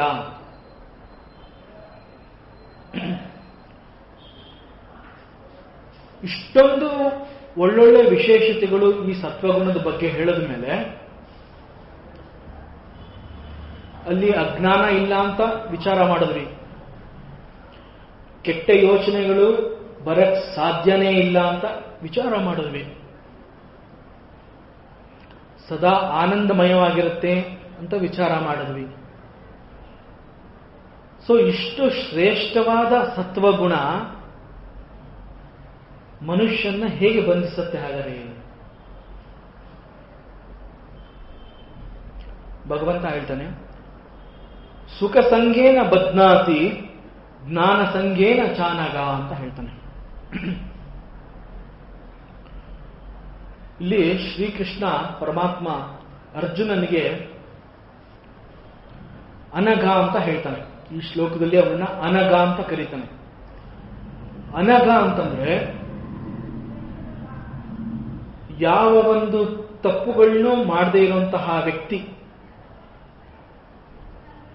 ಅವನು ಯಾವ ಪಾಪನೂ ಮಾಡಕ್ ಸಾಧ್ಯ ಇಲ್ಲ.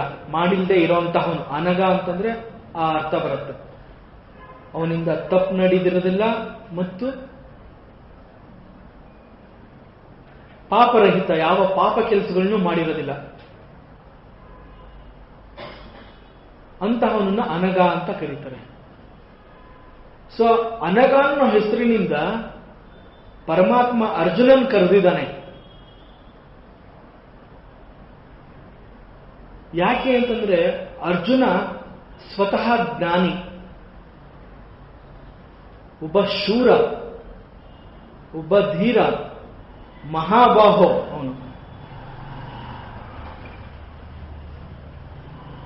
ಅಷ್ಟೆಲ್ಲ ಗುಣಗಳು ಅವನಲ್ಲಿದ್ದು ಅವನನ್ನ ಅನಘ ಅಂತ ಮತ್ತೆ ಅವನಿಗೆ ಎಚ್ಚರಿಕೆ ಕೊಡ್ತಾ ಇದ್ದಾನೆ. ನಿನ್ನಲ್ಲಿ ಅಷ್ಟೆಲ್ಲ ಗುಣಗಳಿದೆ, ಅಂತಹ ಗುಣಗಳಿಂದ ತುಂಬಿರೋ ನೀನು ಈ ಕ್ಷಣದಲ್ಲಿ ಯುದ್ಧ ಮಾಡಲ್ಲ ಅಂತ ಕೂತಿದ್ಯಾ? ಯಾಕೆ ಹಾಗಾಗಿದೆ ಅಂತಂದ್ರೆ ನಿನ್ನಲ್ಲಿ ಪಾಪರಹಿತವಾದ ಕೆಲಸ ನೀನು ಮಾಡಬೇಕಾದ್ರೆ, ಅಥವಾ ನಿನ್ನಲ್ಲಿ ಯಾವ ದೋಷನೂ ಇಲ್ಲ ಅಂತ ಅನ್ಬೇಕಾದ್ರೆ ನೀನೊಬ್ಬ ಸಾತ್ವಿಕ ಮನುಷ್ಯ. ಅವನನ್ನು ಎಚ್ಚರಿಸ್ತಾ ಇರೋದು, ನೀನೊಬ್ಬ ಸಾತ್ವಿಕ ಮನುಷ್ಯ. ನಿನ್ನಂತಹ ಒಬ್ಬ ಸಾತ್ವಿಕ ಕೂಡ ಈ ಸತ್ವಗುಣದ ಪ್ರಭಾವಕ್ಕೊಳಗಾಗಿ ನೀನು ಎಚ್ಚರ ತಪ್ಪಿದ್ರೆ ನಿನ್ನನ್ನು ಬಂಧಿಸ್ಬಿಡುತ್ತೆ, ನೀನು ಸಿಕ್ಕಾಕೊಂಡ್ಬಿಡ್ತೀಯ.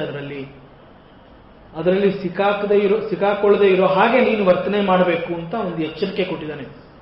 ಯಾವ ರೀತಿ ಇದು ಬಂಧನಕ್ಕೆ ಒಳಪಡಿಸುತ್ತೆ? ಇಂತಹ ಒಂದು ಶ್ರೇಷ್ಠವಾದ ಸತ್ವಗುಣ ಮನುಷ್ಯನನ್ನ ಹೆಂಗೆ ಬಂಧಿಸುತ್ತೆ ಅಂತಂದ್ರೆ, ಸುಖಸಂಗೇನ ಬದ್ನಾತಿ.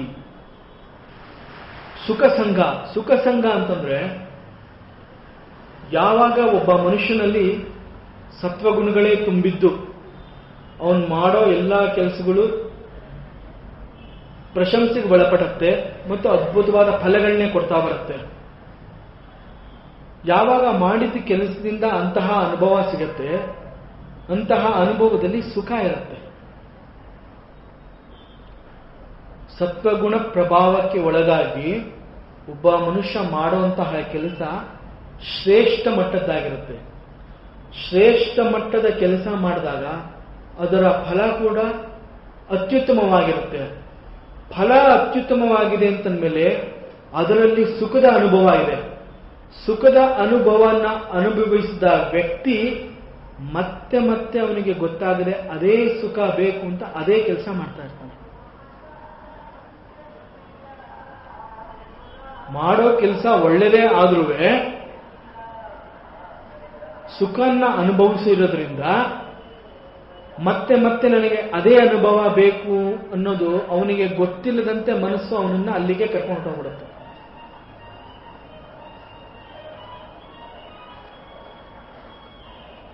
ಹಾಗಾಗಿ ಆ ಸುಖದ ಸಂಘಕ್ಕೆ ನೀನು ಒಳಗಾಗೋಗಿದೆಯಾ? ಸತ್ವಗುಣ ಪ್ರಭಾವದಿಂದ ಅಷ್ಟೆಲ್ಲ ನೀನು ಒಳ್ಳೆ ಕೆಲಸ ಮಾಡಿದ್ರೂ ಅದರಿಂದ ಬಂದಂತಹ ಫಲನ ನೀನು ಅನುಭವಿಸಿ, ಅನುಭವದಿಂದ ಸುಖ ಅನ್ನೋ ಪರಿಚಯ ನಿನಗಾಯಿತು. ಪರಿಚಯವಾದ ಸುಖನ ನೀನು ಸಂಪೂರ್ಣ ಅನುಗ್ರಹಿಸ್ಬಿಟ್ಟು ಅದೇ ಬೇಕು ನನಗೆ ಅಂತ ನಿನಗೆ ಗೊತ್ತಿಲ್ಲದೆ ನಿನ್ನ ನಿಯಂತ್ರಣ ನೀನು ಕಳ್ಕೊಂಡು ಮತ್ತೆ ಮತ್ತೆ ಇಂತಹದ್ದೇ ಕೆಲಸ ಮಾಡ್ತಾ ಇದೀಯಾ ನೀನು?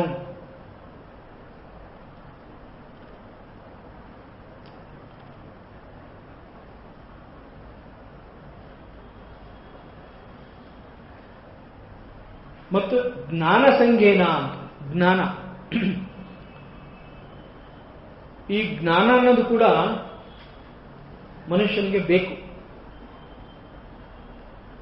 ಜ್ಞಾನ ಪಡೆದಷ್ಟು ಅವನ ಅನುಭವ ಚೆನ್ನಾಗಿರುತ್ತೆ, ಪ್ರಪಂಚದಲ್ಲಿ ಅವನ ಜೀವನ ಚೆನ್ನಾಗಿರುತ್ತೆ. ಚೆನ್ನಾಗಿ ಜೀವನ ಮಾಡಬೇಕು, ಬದುಕನ್ನ ಚೆನ್ನಾಗಿ ಇಟ್ಕೋಬೇಕು, ಸಾರ್ಥಕವಾದ ಜೀವನ, ಸಾರ್ಥಕವಾದ ಬದುಕು ನನ್ನದಾಗಬೇಕು ಅನ್ನೋ ಒಂದು ಆಸೆಯಿಂದ, ಬಯಕೆಯಿಂದ ಅವನು ಉನ್ನತವಾದ ಕೆಲಸಗಳನ್ನೇ ಮಾಡ್ತಾ, ಉನ್ನತವಾದ ವಿದ್ಯಾಭ್ಯಾಸನೇ ತಗೊಂಡು ಶ್ರೇಷ್ಠವಾದ ಜ್ಞಾನ ಸಂಪಾದನೆ ಮಾಡಿ ನನಗೆಲ್ಲ ಗೊತ್ತಿದೆ ಅನ್ನುವ ಅಹಂಕಾರನ್ನ ನಿಧಾನವಾಗಿ ಬೆಳೆಸ್ಕೋತಾ ಬರ್ತಾನೆ.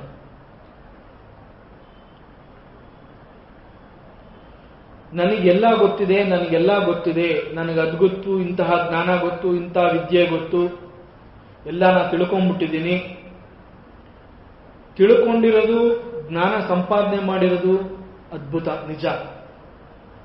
ಆದರೆ ನನಗೆ ಮಾತ್ರ ಗೊತ್ತು, ಬೇರೆ ಯಾರಿಗೂ ಗೊತ್ತಿಲ್ಲ ಅಂತ ಅವನು ಬೇರೆಯವ್ರಿಗಿಂತ ನಾನು ಶ್ರೇಷ್ಠ ಅನ್ನೋ ಅಹಂಕಾರನ್ನ ಪ್ರದರ್ಶನ ಮಾಡೋದಕ್ಕೆ ಶುರು ಮಾಡ್ತಾನೆ. ಅವನು ಗೊತ್ತಿಲ್ಲ, ಅವನು ಬಿಗಿನಿಂಗ್ ಅಲ್ಲಿ ಅವನಿಗೆ ಇದರ ಯಾವ ಅನುಭವನೂ ಇರೋದಿಲ್ಲ. ಆದರೆ ಜ್ಞಾನ ಸಂಪಾದನೆ ಮಾಡ್ತಾ, ಒಳ್ಳೆಯ ಗುಣಗಳ ಪ್ರಭಾವದಿಂದ ಒಳ್ಳೊಳ್ಳೆ ಕೆಲಸ ಮಾಡ್ತಾ, ಸುಖ ಮತ್ತು ಜ್ಞಾನದ ಅನುಭವ ಜಾಸ್ತಿಯಾಗಿ ಆ ಅನುಭವದಲ್ಲಿ ಅವನು ಸಿಕ್ಕಾಕೋತಾನೆ. ಆ ಸುಖ ಮತ್ತು ಜ್ಞಾನದ ಸಂಘದಲ್ಲಿ ಅವನು ಸಿಕ್ಕಾಕೊಂಡು ಮತ್ತೆ ಮತ್ತೆ ನಾನು ಅದೇ ಕೆಲಸ ಮಾಡಬೇಕು,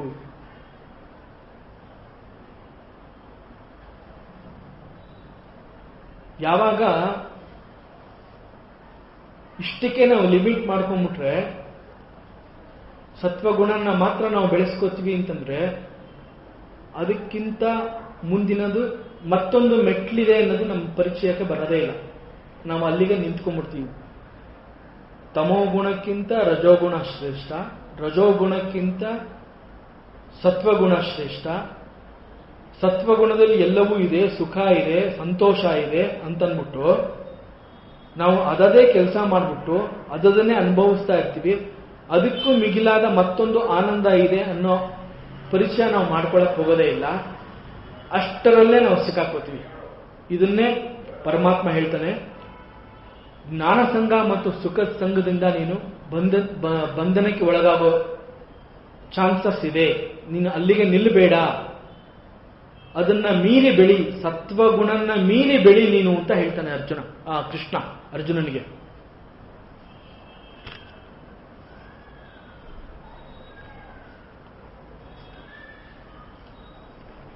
ಯಾವಾಗ ಸತ್ವಗುಣದ ಮೂಲಕ ಮನಸ್ಸು ತನ್ನ ಸ್ಥಿರತೆಯನ್ನು ಹೆಚ್ಚಿಸಿಕೊಳ್ಳುತ್ತೆ ಮತ್ತು ಆ ಮೂಲಕ ಹೆಚ್ಚಿನ ಸುಖದ ಅನುಭವ ಸಿಗೋ ಹಂಗೆ ಮಾಡ್ಕೊಳ್ಳುತ್ತೆ, ಸಿಕ್ಕಿದ ಹೆಚ್ಚಿನ ಸುಖದ ಅನುಭವದಿಂದ ಶಾಶ್ವತವಾಗಿ ಇದು ನನ್ನಲ್ಲೇ ಉಳಿಯೋದಿಲ್ಲ, ಈ ಸುಖ ನನ್ನಲ್ಲಿ ಶಾಶ್ವತವಾಗಿ ಇರೋದಿಲ್ಲ, ಇದು ಕೂಡ ಬದಲಾವಣೆ ಆಗತ್ತೆ ಅನ್ನೋದು ಮರೆತು ಬಿಡ್ತಾನೆ. ಯಾಕೆಂದ್ರೆ ಬದಲಾವಣೆ ಅನ್ನೋದು ಒಂದಿದೆ ಅನ್ನೋದು ಅವನು ಗಮನ ಕೊಡೋದಿಲ್ಲ. ಸದಾ ಇದ್ರ ಜೊತೆನೆ ಇದ್ದು ಇದೇ ಶಾಶ್ವತ ಅಂತ ತಿಳ್ಕೊಂಡ್ಬಿಡ್ತಾನೆ. ಹೀಗಾಗಿ ಇದು ಕೂಡ ನಮ್ಮ ಜೊತೆ ಜಾಸ್ತಿ ಇರೋದಿಲ್ಲ ಅನ್ನೋದು ಮರೆತು ಬಿಡ್ತಾನೆ. ಅಂತಹ ತಪ್ಪು ಕಲ್ಪನೆಯಿಂದ ಅದೇ ಸುಖದ ಪ್ರಾಪ್ತಿಗಾಗಿ ಮಾಡಿದ ಅದೇ ಕೆಲಸನ್ನ ಪುನಃ ಮಾಡುವಂತೆ ತನ್ನನ್ನು ತಾನೇ ಪ್ರೇರೇಪಿಸ್ಕೊಳ್ಳೋದು, ತನಗೆ ತಾನೇ ಪ್ರೇರಣೆ ಮಾಡ್ಕೊಳ್ಳೋದು.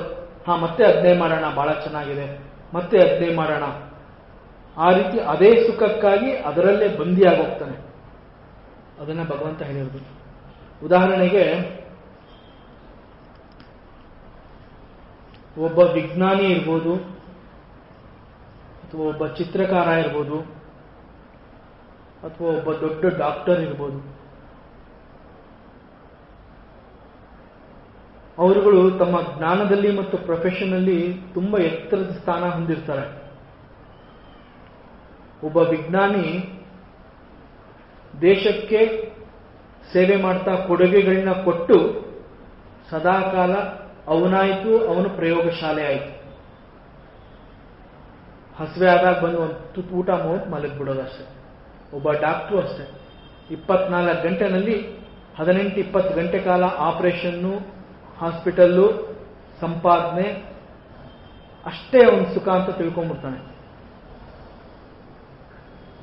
ಅದನ್ನ ಮೀರಿದ ಮತ್ತೊಂದು ಇದೆ ಅನ್ನೋದು ಗೊತ್ತಾಗೋದಿಲ್ಲ. ಹೀಗೆ ಅಷ್ಟು ಶ್ರೇಷ್ಠ ಮಟ್ಟಕ್ಕೆ ಬೆಳೆದ್ರೂ ಕೂಡ ಅಲ್ಲೇ ಸಿಕ್ಕಾಕೊಳ್ಳೋ ಚಾನ್ಸ್ ಇದೆ. ಹಾಗಾಗಿ ಅರ್ಜುನನಿಗೆ ಭಗವಂತ ಅನಘ ಅಂತ ಕರೆದುಬಿಟ್ಟು, ನೀನು ಯಾವ ಪಾಪನೂ ಮಾಡಿಲ್ಲ, ನಿನ್ನಲ್ಲಿ ಯಾವ ದೋಷನೂ ಇಲ್ಲ, ನಿನ್ನಲ್ಲಿರೋದೆಲ್ಲ ಬರೀ ಜ್ಞಾನ, ನೀನೊಬ್ಬ ಸತ್ವಗುಣದ ವ್ಯಕ್ತಿ, ಆದರೂ ಕೂಡ ನೀನು ಇದನ್ನ ಮೀರಿ ಬೆಳಿ, ಇಲ್ಲಿಗೆ ನಿಂತ್ಕೋಬೇಡ, ಇದು ಕೂಡ ನಿನ್ನನ್ನ ಬಂಧನಕ್ಕೆ ಒಳಪಡಿಸುತ್ತೆ ಅಂತ ಹೇಳ್ತಾನೆ.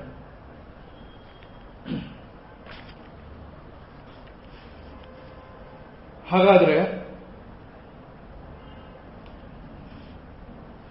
ರಜೋಗುಣ ನಮ್ಮನ್ನ ಯಾವ ರೀತಿ ಬಂಧನಕ್ಕೆ ಒಳಪಡಿಸುತ್ತೆ ಅನ್ನೋದನ್ನ ಮುಂದಿನ ಶ್ಲೋಕದಲ್ಲಿ ಹೇಳ್ತಾನೆ. ಮುಂದಿನ ಶ್ಲೋಕ, ರಜೋ ರಾಗಾತ್ಮಕಂ ವಿದ್ಧಿ ತೃಷ್ಣಾ ಸಂಗ ಸಮುದ್ಭವಂ ತನ್ನಿಬಧ್ನಾತಿ ಕೌಂತೇಯ ಕರ್ಮ ಸಂಗೇನ ದೇಹಿನಂ. ರಜೋ ರಾಗಾತ್ಮಕಂ ವಿದ್ಧಿ ತೃಷ್ಣಾ ಸಂಗ ಸಮುದ್ಭವಂ ತನ್ನಿಬಧ್ನಾತಿ ಕೌಂತೇಯ ಕರ್ಮ ಸಂಗೇನ ದೇಹಿನಂ.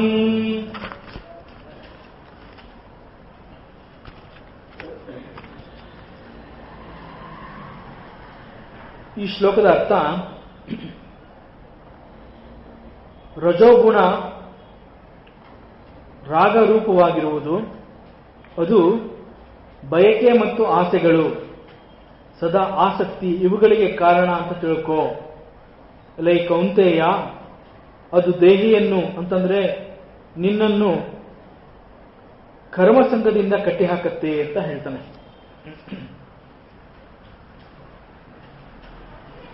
ರಾಗಾತ್ಮಕಂ ಅಂದ್ರೆ ರಾಗರೂಪವಾಗಿರುವುದು ಅಂತ ಅರ್ಥ. ವಿದ್ಧಿ ಅಂತಂದ್ರೆ ತಿಳ್ಕೋ ಅಂತ. ತೃಷ್ಣ ಅಂತಂದ್ರೆ ಕೆಟ್ಟ ಬಯಕೆ ಅಂತ. ಸ್ಯಾನ್ಸ್ಕ್ರಿಟ್ ಅಲ್ಲಿ ತೃಷ್ಣ ಅಂತಂದ್ರೆ ಕೆಟ್ಟ ಆಸೆ, ಕೆಟ್ಟ ಬಯಕೆ ಅಂತ ಅರ್ಥ. ಒಬ್ಬ ಸಾಧಕನಾದವನಿಗೆ ಮನಸ್ಸಿನಲ್ಲಿ ಏನ್ ನಡೀತಾ ಇದೆ ಅಂತ ತಿಳ್ಕೊಳ್ಳೋ ಶಕ್ತಿ ಮತ್ತು ಅದನ್ನ ಸರಿಯಾಗಿ ವಿಚಾರ ಮಾಡುವ ಶಕ್ತಿನ ಬೆಳೆಸ್ಕೋಬೇಕು. ಒಬ್ಬ ಸಾಧಕನಾದವನು ಈ ಕ್ಷಣದಲ್ಲಿ ಇಲ್ಲಿ ಏನ್ ನಡೀತಾ ಇದೆ ಮತ್ತು ನನ್ನಲ್ಲಿ ಏನ್ ವಿಚಾರ ನಡೀತಾ ಇದೆ ಅದನ್ನು ತಿಳ್ಕೊಳ್ಳೋ ಪ್ರಯತ್ನ ಮಾಡಬೇಕು. ಮನಸ್ಸಿನಲ್ಲಿ ಇಂಥದ್ದು ಬೇಕು, ಇಂಥದ್ದು ಬೇಡ ಅಂತ ಒಂದು ರೀತಿಯ ನಿರ್ಧಾರ ತಗೊಳಕ್ ಆಗದೆ ಇರೋದು ತಳಮಳ ಅಂತ ಕರಿತೀವಿ. ಯಾವ್ದು ಬೇಕು ಯಾವ್ದು ಬೇಡ ಅಂತ ಗೊತ್ತಾಗದೆ ಏನ್ ಮಾಡಬೇಕು, ಏನ್ ನಿರ್ಧಾರ ತಗೋಬೇಕು ಅನ್ನೋದು ಗೊತ್ತಾಗದೆ ಇರೋ ಪರಿಸ್ಥಿತಿನ ತಳಮಳ ಅಂತ ಕರಿತೀವಿ. ಏನು ಗೊತ್ತೇ ಆಗ್ತಾ ಇಲ್ಲಪ್ಪ, ಒಂಥರ ಆಗ್ತಾ ಇದೆ ಅಂತ ಹೇಳ್ತೀವಿ.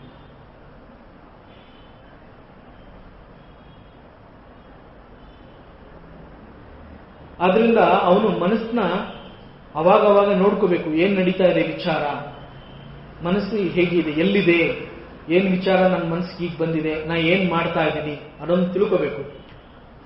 ರಜೋಗುಣನ ರಾಗಾತ್ಮಕಂ ಅಂತ ಕರೀತಾರೆ.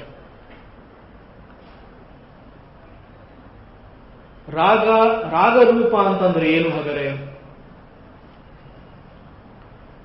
ಒಬ್ಬ ಮನುಷ್ಯನಿಗೆ ಅವನ ಮನಸ್ಸಿನಲ್ಲಿ ನಾನಾ ಬಯಕೆಗಳಿರುತ್ತೆ,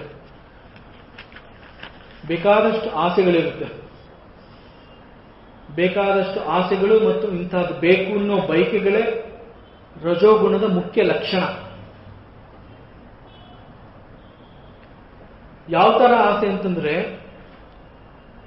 ಯಾವ ವಸ್ತು ನನ್ನಲ್ಲಿ ಇಲ್ಲ ಆ ವಸ್ತುನ ನನಗೆ ಬೇಕು, ಆ ವಸ್ತುನ ಪಡ್ಕೊಳ್ಳೋದು.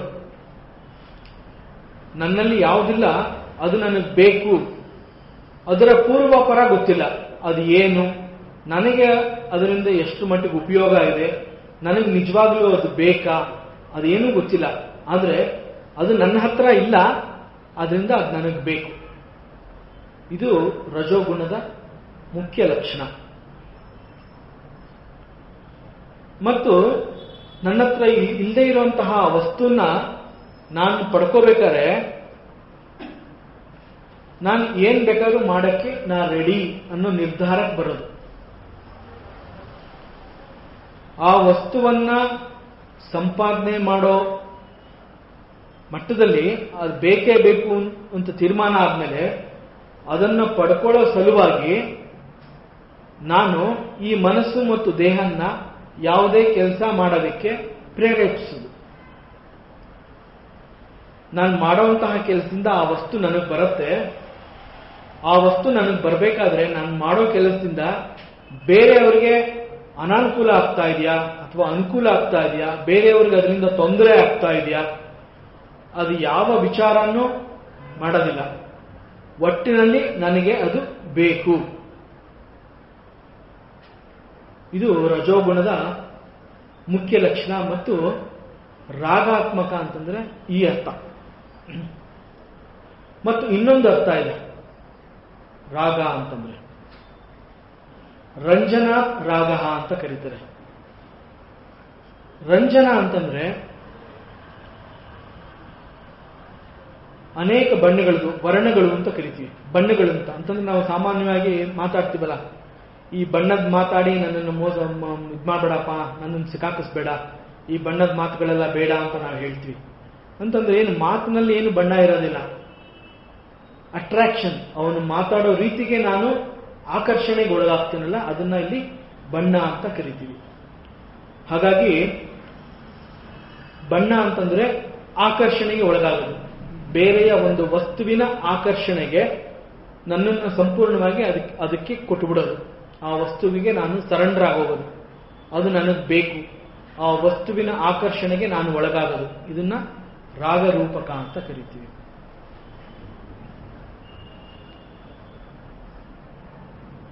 ತೃಷ್ಣಾ ಸಂಗ ಸಮುದ್ಭವಂ. ತೃಷ್ಣ ಅಂತಂದ್ರೆ ಸಂಸ್ಕೃತದಲ್ಲಿ ಕೆಟ್ಟ ಬಯಕೆ ಅಂತ ಹೇಳ್ತಾರೆ ಒಂದು. ಮತ್ತೊಂದು ಅರ್ಥ ಇದೆ, ತೃಷ್ಣ ಅಂತಂದ್ರೆ ಬಾಯಾರಿಕೆ ಅಂತ ಅರ್ಥ ಇದೆ. ವೇದಾಂತದ ಭಾಷೆಯನ್ನು ಹೇಳಬೇಕು ಅಂತಂದ್ರೆ ಅದನ್ನ ಕೆಟ್ಟ ಬಯಕೆ ಅಂತ ಹೇಳ್ತೀವಿ. ಸಾಮಾನ್ಯವಾಗಿ ಅರ್ಥವಾಗುವ ಭಾಷೆಯಲ್ಲಿ ತೃಷ್ಣ ಅಂತಂದ್ರೆ ಬಾಯಾರಿಕೆ ಅಂತ.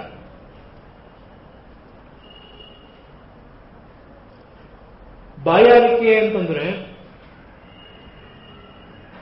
ಸಾಮಾನ್ಯವಾಗಿ ಬಾಯಾರಿಕೆ ಅಂತಂದ್ರೆ ಆ ಟೈಮಲ್ಲಿ ನಮಗೆ ಕುಡಿಯೋದಕ್ಕೆ ನೀರು ಬೇಕು. ನೀರು ಬಿಟ್ಟು ಬೇರೆ ಇನ್ಯಾವ ವಸ್ತುವು ನಮ್ಮ ಬಾಯಾರಿಕೆಯನ್ನ ಶಮನ ಮಾಡೋದಿಲ್ಲ. ದೈಹಿಕ ಮಟ್ಟದಲ್ಲಿ ತೃಷ್ಣ ಅಂತಂದ್ರೆ ಬಾಯಾರಿಕೆ. ವೇದಾಂತದ ಪರಿಭಾಷೆನಲ್ಲಿ ತೃಷ್ಣ ಅಂತಂದ್ರೆ ಕೆಟ್ಟ ಬಯಕೆಗಳು. ಕೆಟ್ಟ ಬಯಕೆಗಳು ಅದು ಪಡ್ಕೊಳ್ಳೋವರೆಗೂ ಅಂತಂದ್ರೆ ನೀರು ಕುಡಿಯೋವರೆಗೂ ಆ ಬಾಯಾರಿಕೆ ನಮ್ಮನ್ನ ಹೆಂಗ್ ಮಾಡುತ್ತೆ. ನಮಗೆಲ್ಲ ಇದರ ಅನುಭವ, ಬಾಯಾರಿಕೆ ಅನುಭವ ಆಗಿದೆ. ನೀರು ಸಿಕ್ಕಿದ್ರೆ ಸಾಕು ಅಂತ ಕಾಯ್ತಾ ಇರ್ತೀವಿ. ಅಂತಹ ಬಾಯಾರಿಕೆ ಅದು. ಅಂತಂದ್ರೆ ಆ ಬಾಯಾರಿಕೆ ಆದಾಗ ನಮ್ಮ ಮುಂದೆ ಬೇರೆ ಏನೇನಿಟ್ರುವೆ ನಮ್ಗೆ ಅದು ಬೇಡ, ಕೇವಲ ನೀರು ಮಾತ್ರ ಬೇಕು. ಆ ನೀರು ಸಿಗೋವರೆಗೆ ನಾವು ಎಂತ ಹತಾಶ ಸ್ಥಿತಿಗೆ ತಲುಪಿರ್ತೀವಿ ಅಂತಂದ್ರೆ ಆ ನೀರು ಪಡ್ಕೊಳ್ಳೋ ಸಲುವಾಗಿ ಕಾಯ್ಕೊಂಡ್ಬಿಟ್ಟು ಒದ್ದಾಡ್ತಾ ಇರ್ತೀವಲ್ಲ, ಅದು ಬಾಯಾರಿಕೆ. ಇಲ್ಲಿ ತೃಷ್ಣ ಅಂತಂದ್ರೆ ನಾವು ಇಷ್ಟಪಟ್ಟ ವಸ್ತು ನಮಗೆ ಸಿಗೋವರೆಗೂ ನಾವು ಹೇಗೆ ಒದ್ದಾಡ್ತೀವಿ ಅದನ್ನ ಇಲ್ಲಿ ಕೆಟ್ಟ ಬಯಕೆ ಅಂತ ಸಂಸ್ಕೃತದಲ್ಲಿ ಅದನ್ನ ಅರ್ಥ ಮಾಡಿದ್ದಾರೆ. ಸೊ ಈ ರಜೋಗುಣ ಮನುಷ್ಯನನ್ನ ಅಂತಂದ್ರೆ ನಮ್ಮನ್ನ ಯಾವ ರೀತಿ ಬಂಧನಕ್ಕೆ ಒಳಪಡಿಸುತ್ತೆ, ರಜೋಗುಣನ ಇನ್ನೂ ಒಂದು ಸ್ವಲ್ಪ ತಿಳ್ಕೊಳ್ಳೋ ಪ್ರಯತ್ನನ ಮುಂದಿನ ವಾರ ನೋಡೋಣ.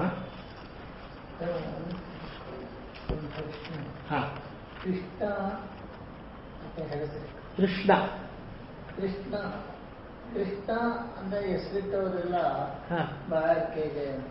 ಪರಮಾತ್ಮ ಅಂತೀವಿ, ಕೃಷ್ಣ ಅಂತ ಯಾರು ಹೇಳಕ್ಕೆ ಇಲ್ಲ.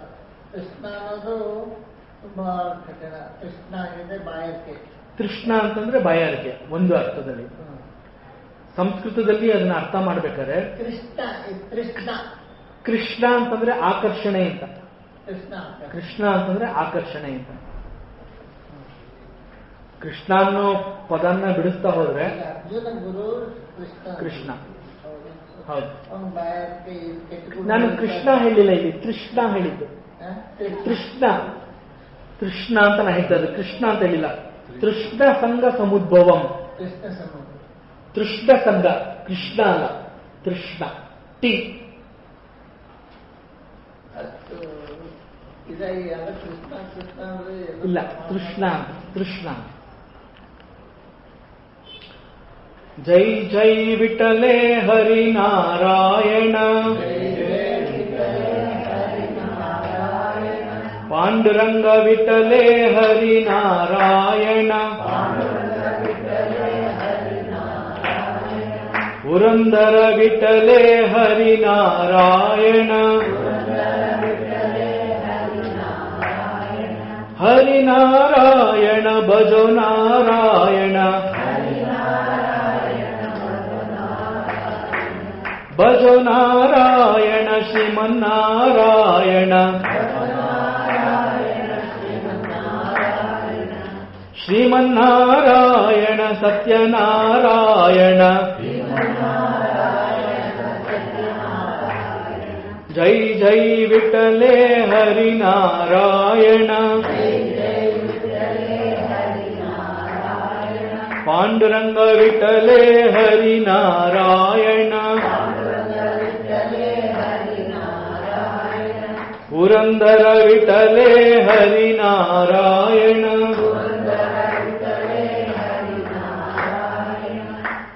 ಓಂ ಪೂರ್ಣಮದಃ ಪೂರ್ಣಮಿದಂ ಪೂರ್ಣಾತ್ ಪೂರ್ಣಮುದಚ್ಯತೆ ಪೂರ್ಣಸ್ಯ ಪೂರ್ಣಮಾದಾಯ ಪೂರ್ಣಮೇವಾವಶಿಷ್ಯತೆ. ಓಂ ಶಾಂತಿ ಶಾಂತಿ ಶಾಂತಿ. ಶ್ರೀ ಗುರುಭ್ಯೋ ನಮಃ. ಶ್ರೀ ಕೃಷ್ಣಾರ್ಪಣಮಸ್ತು.